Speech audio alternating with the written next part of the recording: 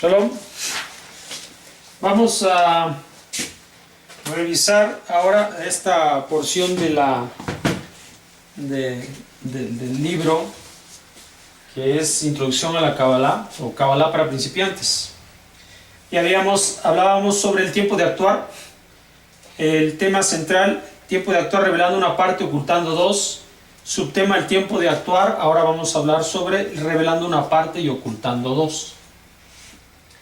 Tiempo de actuar explica las razones de por qué se hace necesario comenzar este tema de la Kabbalah, que no es otra cosa sino la parte más filosófica de la Torah, el núcleo, la sustancia, la esencia de la Torah.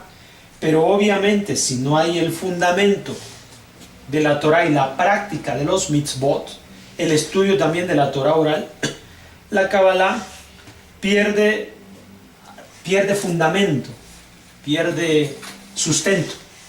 De ahí que tiene que ser estudiada a la par.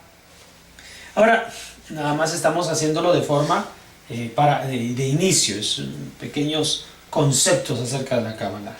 Revelando una parte, ocultando dos. Hay una frase habitual en boca de los grandes jajamín. Cuando llegan a revelar un asunto profundo, ellos empiezan la disertación diciendo: estoy revelando una parte y ocultando dos. Y así nuestros antepasados se cuidaron mucho de la palabra excesiva, tal como nuestros jajamín nos enseñaron. Una palabra es una roca. El silencio es doblemente fuerte. ¿Entendemos? La abundancia de revelación es contradictoria para el hombre. Sí es bueno que conozcan conceptos e ideas. La palabra es una roca, un fundamento, una fuerza, como lo que representa una piedra. Pero el callar cierta información es más fuerte todavía. Esto es lo que decían los jajamín. Significa que si tienes una palabra valiosa en tu boca, la misma es semejante a una roca. Sabe pues que callarla equivale a dos rocas.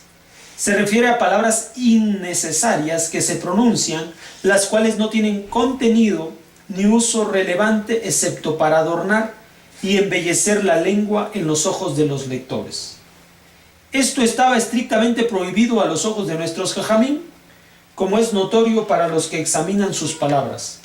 Así nosotros necesitamos prestar atención para comprender la retórica que estaba habitualmente en sus bocas. Vamos a entender el significado de esto, revelando una y ocultando dos. Esto se oye, suena de forma profunda y lo es. Entonces, este es el principio por el cual se tienen que comenzar a revelar cosas tan sabias, tan profundas. 3 clases de ocultación de la sabiduría, porque es 1 que se revela y 2 que se ocultan. La suma de 1 más 2 son 3. 3 clases de ocultación de la sabiduría. Primeramente, voy a notarlo, hay 3 partes en los secretos de la Torah. Cada parte tiene su propia razón para ser ocultada.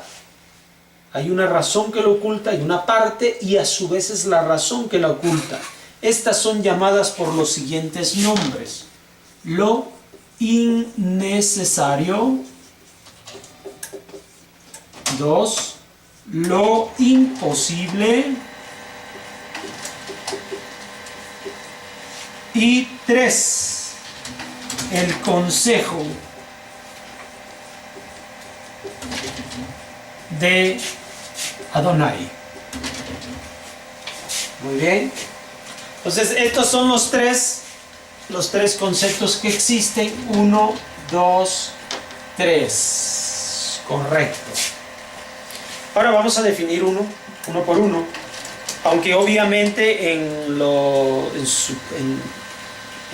aquí en la nomenclatura ya se sabe perfectamente de qué hablamos, de qué es lo que se habla, ¿verdad? Pero innecesario. Pero pues vamos a aclarar un poco este detalle. innecesario. Ponemos atención. Lo innecesario. Esto significa que de su revelación no provendrá ningún beneficio.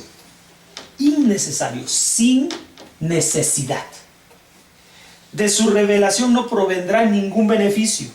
Por supuesto, no es una gran pérdida, porque se trata solamente del asunto de purificar la mente,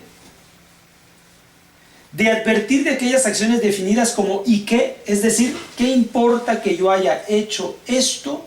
No hay daño en ello.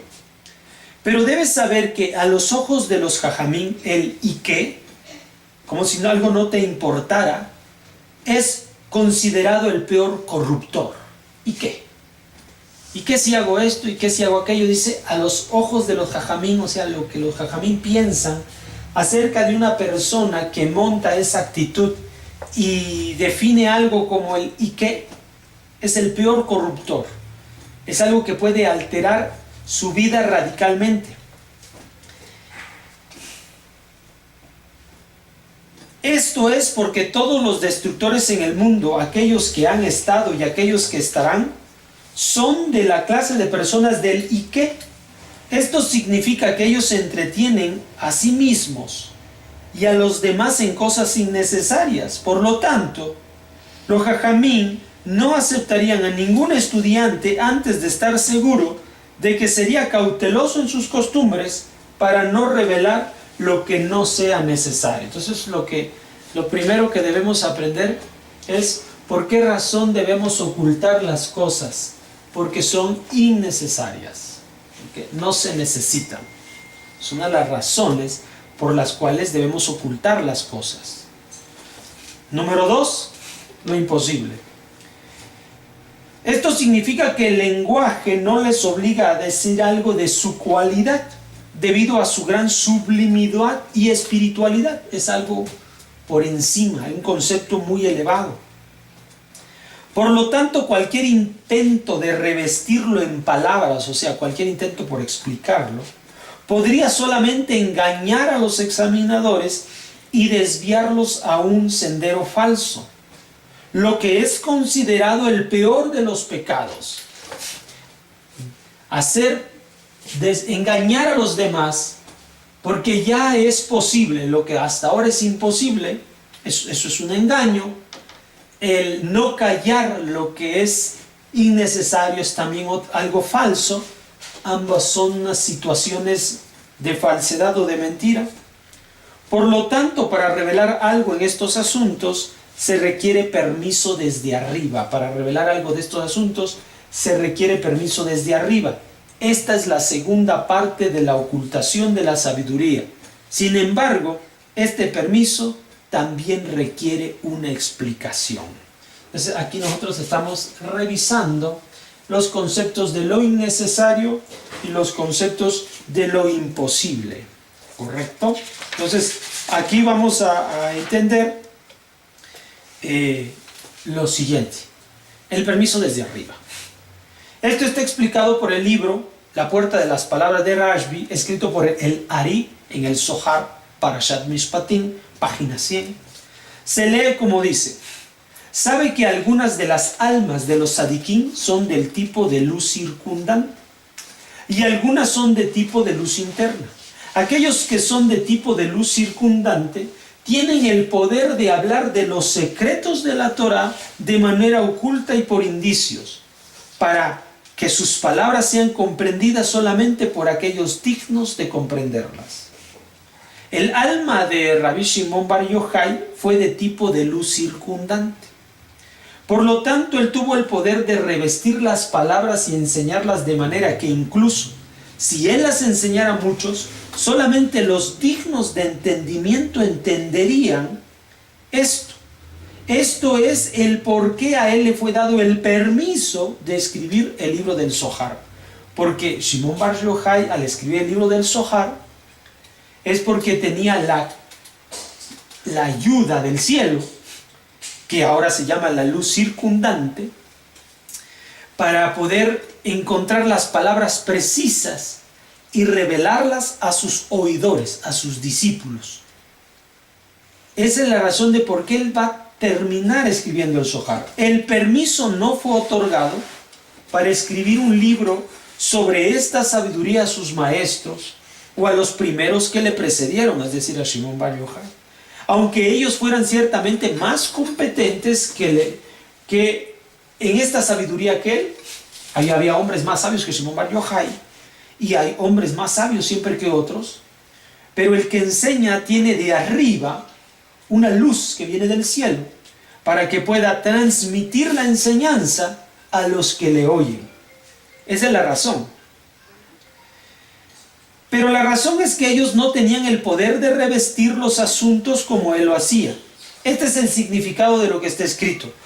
Bar Yochai supo cómo proteger sus caminos, los caminos de Hashem. Ahora puedes entender la gran ocultación del Zohar, escrito por Rashbi, que no cualquier mente puede entender sus palabras. Sus palabras en esencia, atención, explica asuntos de la sabiduría de la verdad, no depende en absoluto de la grandeza o pequeñez del sabio cabalista.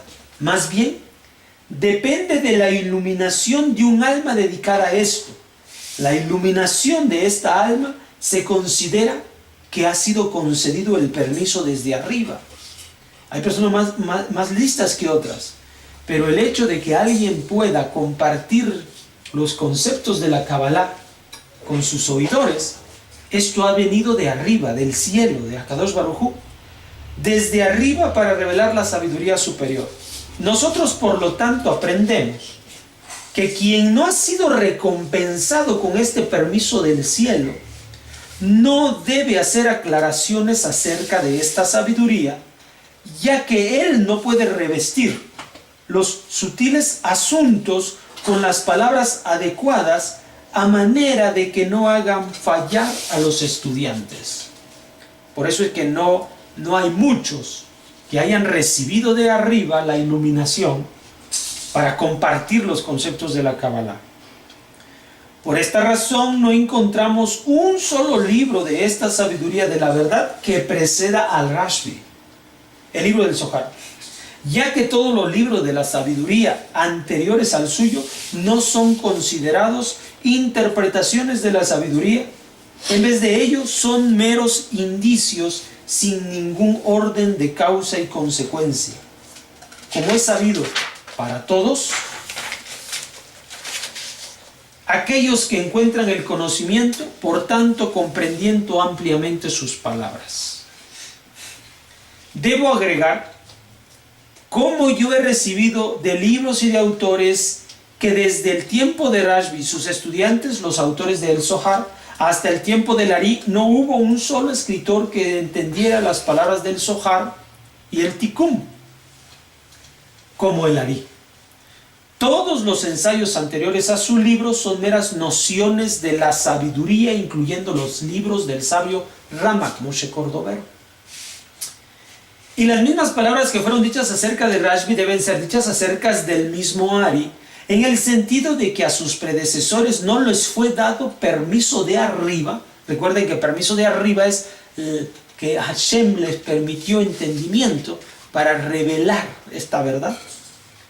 Y también esto no distingue ninguna grandeza o pequeñez en absoluto en las personas, ya que es posible que en virtud de sus predecesores fuera mayor a la de Ari, lo mismo que pasó con Shimon Bar Yochai, que había otros que eran más sabios, pero a ellos, aunque fueran sabios, no les fue dado permiso para ello en absoluto. Por esta razón, ellos se abstienen de escribir comentarios que se relacionan con la sabiduría real.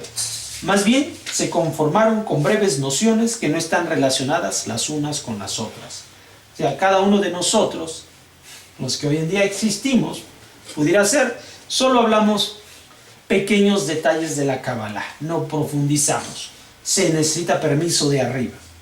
Por esta razón, desde que los libros del Ari aparecieron en el mundo, quienes estudian la sabiduría de la Torah no han vuelto a tocar todos los otros libros del Ramak y de los otros grandes que precedieron al Ari. Como es sabido entre aquellos que se dedican a esta sabiduría, ellos han confiado sus vidas espirituales solamente a los escritos del Ari, de tal forma que los libros son esenciales. Considerados interpretaciones adecuadas de esta sabiduría, son solamente el libro del Zohar, Tikkun, y después de esto los libros del Ari. Bien, esto es para que nosotros conozcamos cómo es que se puede tener permiso de arriba para revelar esto que es revelando una parte y ocultando dos. Muy bien, hasta ahora aquí lo vamos a dejar.